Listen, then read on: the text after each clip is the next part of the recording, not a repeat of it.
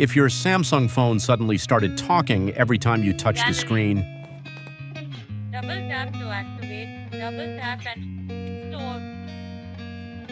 White keys. don't panic. In this video, I'll show you exactly how to turn off TalkBack step by step so you can get your phone back to normal.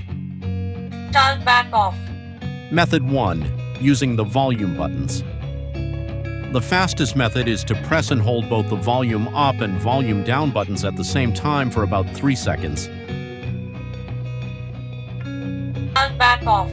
If TalkBack was enabled using the accessibility shortcut, this will turn it off immediately. Method 2. Through settings. If that doesn't work, open the Settings app.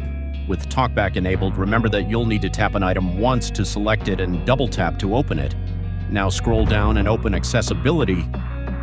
Tap TalkBack, then tap the switch to turn it off. Finally, confirm by selecting Turn Off.